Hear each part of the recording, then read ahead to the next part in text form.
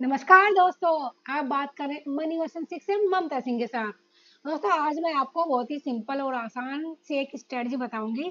वैसे वो बहुत कारगर है अगर आप सीख जाएं तो, क्योंकि उसमें ज्यादा कुछ रॉकेट साइंस नहीं है और मैंने ज्यादा टूल भी यूज नहीं किए, ना बोलिंजर बैंड यूज किया है, ना ही मैंने आरएसआई यूज किया है। और 20 मूवी काफी सारे होते हैं, 5-6 से भी ज्यादा होते हैं। बट कुछ ट्रेडर्स ऐसे होते हैं जो सबको यूज अपनी स्क्रीन पे लगा के 4-5 20 मूव उनसे उनसे ट्रेड करते हैं, उनके अकॉर्डिंग इंडिकेटर को समझकर। बट एक सिंपल 20 मूव एवरेज है जो तो आप सिंपल तरीके से समझे तो ये एंट्री एग्जिट भी बताता है, बहुत ही तरीके से बताता है। बट आपको समझना आना चाहिए। बट इसमें ये हमेशा ये ध्यान रखें, जब भी आप एंट्री लें तो स्टॉप लॉस के साथ लें, क्योंकि अगर मार्केट आपके अपोजिट नहीं चली, जो भी मार्केट में आपका व्यू था उसके अकॉर्डिंग मार्केट नहीं चली और आपके अपोजिट मार्केट गई, तो आपको मार्केट आपके स्टॉप लॉस के अकॉर्डिंग बाहर निकाल देगी। ये हमेशा ध्यान रखिए, चाहे आप इंट्राडे करें, चाहे आप स्विंग ट्रेड करें, चाहे पोजिशनल ट्रेड करें। ओके दोस्तों, ये हमेशा क्लियर होना चाहिए, ठीक है। अब देखते हैं, ये है बैंक निफ्टी का चार्ट। बैंक निफ्टी का चार्ट है और ये मैंने क्या प्राइस है, जो प्राइस हमें मार्केट दे रही है। भाई प्राइस तो मार्केट देती है कैंडल मार्केट के अकॉर्डिंग, क्योंकि कुछ बायर्स, कुछ जो मार्केट में है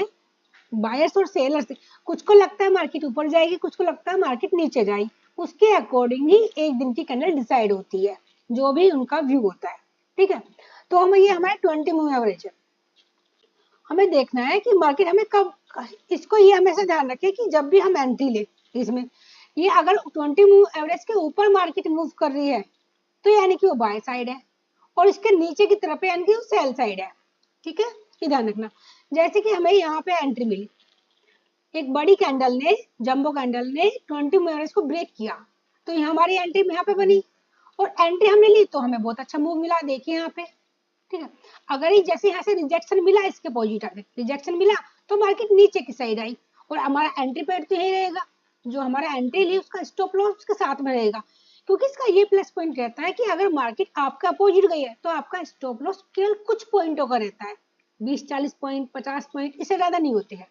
और अगर मूव मिला वो बहुत बड़ा मूव मिलता है आप में, इस टूल का ये फर्क पड़ता है। देखना, यहाँ पर रिजेक्शन मिला मार्केट को, मार्केट धड़ाम से नीचे ऊपर की तरफ अच्छा खासा मूव मिला, और जैसी रेड कैंडल तो है, but red candle 20 move average के ऊपर सपोर्ट ले रही है, ये नेक्स्ट वाली, और फिर इतना अच्छा मूव मिला। क्योंकि इसमें हम केवल कुछ नहीं देख रहे, केवल प्राइस जो 20 मूव एवरेज के ऊपर नीचे चलता है, कभी ऊपर कभी नीचे, और उसके अकॉर्डिंग ही मार्केट में हमें एंट्री की पोजीशन मिलती है। देखना यहाँ पे एंट्री, एक मिनट देखिए, ये देखो सिंपल सा तरीका कि यहाँ पे मार्केट बराबर क्या करी। आप मान लिया आप बिल्कुल नए हैं, आपको नहीं पता है, किसी ने आपको कहा कि भाई हमें अगले दिन माहौल बन गया कि अगले दिन मार्केट गिरने वाली है और हमें शॉर्ट लेनी है पोजीशन, ये कहीं ना कहीं से आपको आपके दिमाग में ये बात बैठ गई, ठीक बात है। लेकिन मार्केट क्या हुआ, next day market gap up खुली और खुलते ही मार्केट ने दौड़ना स्टार्ट किया, तो आपको परेशान हो गए, अरे यार पूरा तो मुझे पता था मार्केट क्रैश होने वाली है, मार्केट गिरने वाली है, अब ये मुझे क्या दिख रहा है।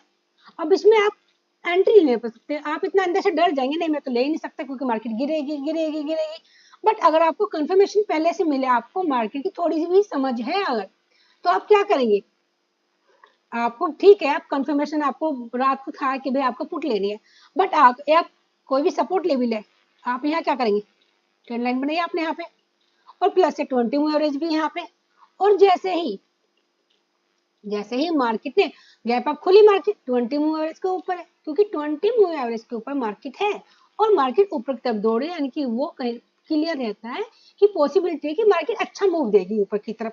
तो हमारी एंट्री बनी। और ऊपर से फिर देखा जाए तो ये अपनी रेजिस्टेंस पे भी है, पर जो पहले का रेजिस्टेंस था मार्केट ने उसको सपोर्ट भी बनाया है। देखना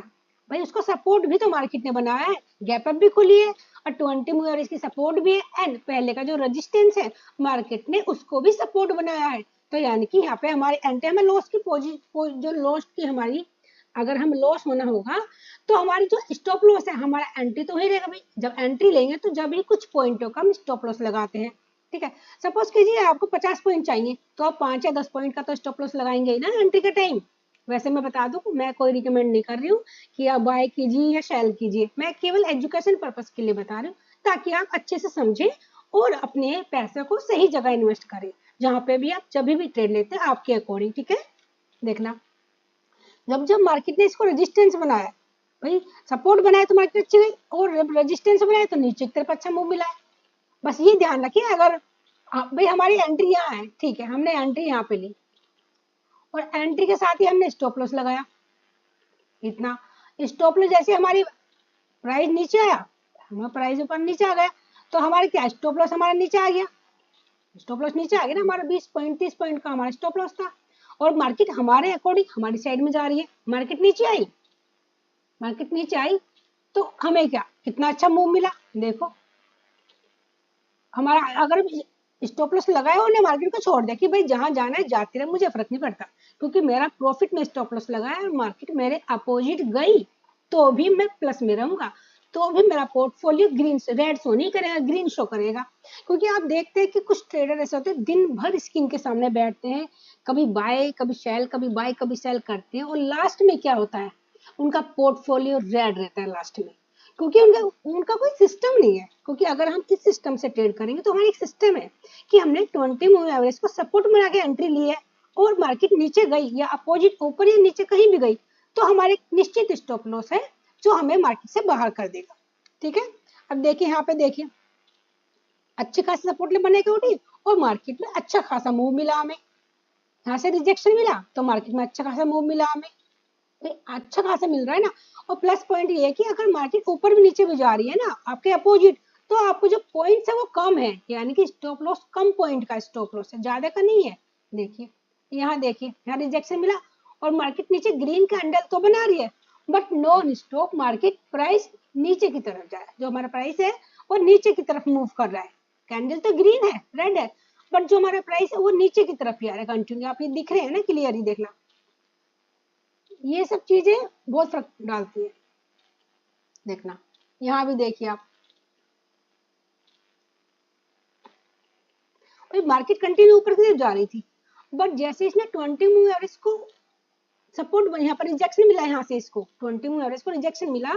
तभी मार्केट नीचे की तरफ आई और यहाँ से इसको सपोर्ट बना के उठी।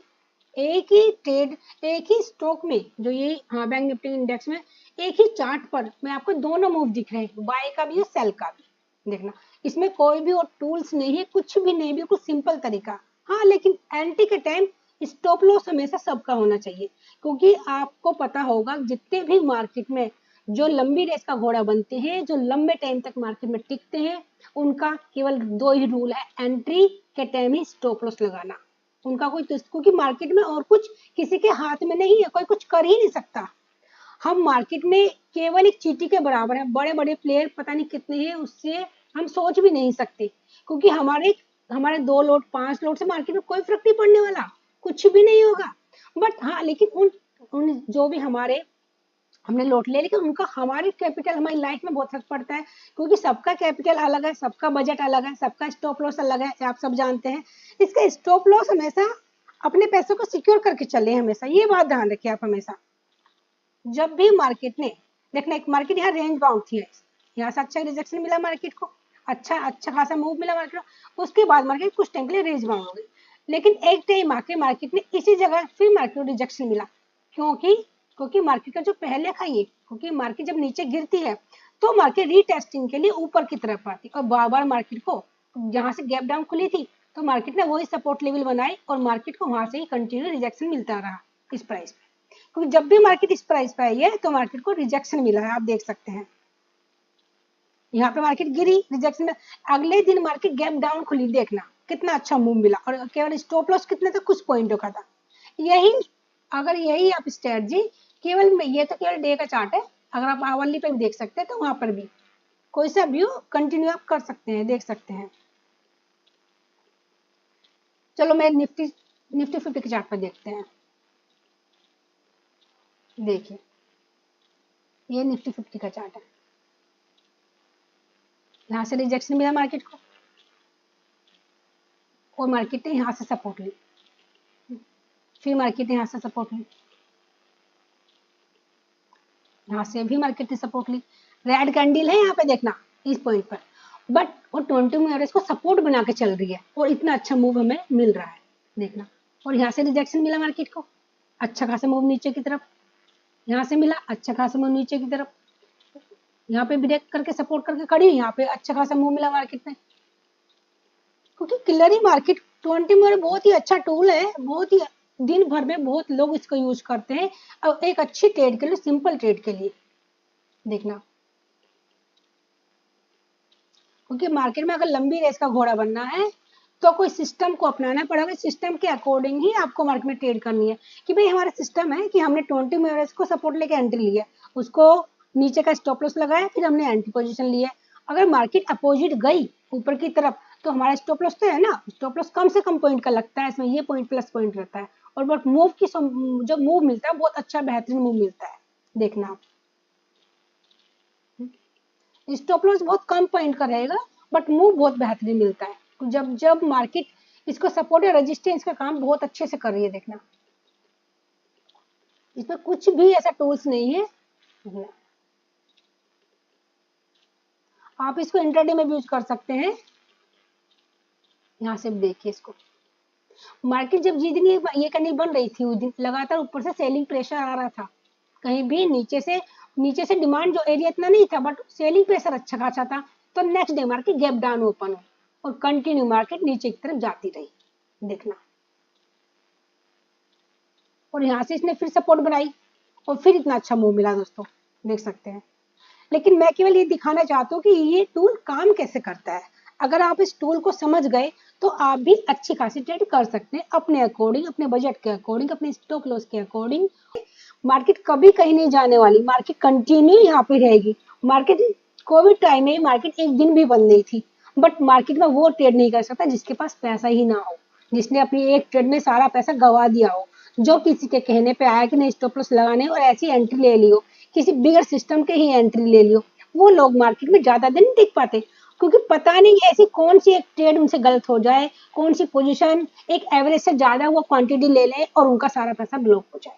इसलिए हमेशा सिस्टम से ट्रेड करो, एक माइंड सेट के साथ ट्रेड करो, हमेशा एक सिस्टम बना के ट्रेड करो कि भाई हमें इतने मार्केट को हम केवल दिन में एक या दो ट्रेड करेंगे और हम अपना स्टॉप लॉस केवल हमारा दिन भर में हम केवल 100 रुपए का स्टॉप लॉस बर्दाश्त कर सकते हैं या 500 का कर सकते हैं, 1000 का कर सकते हैं। इससे ज्यादा अगर स्टॉप लॉस हमारा एक ही ट्रेड में हो गया तो हम सिस्टम बंद करके मार्केट से बाहर आ जाएंगे, क्योंकि हम नेक्स्ट डे फिर मार्केट में बेचेंगे।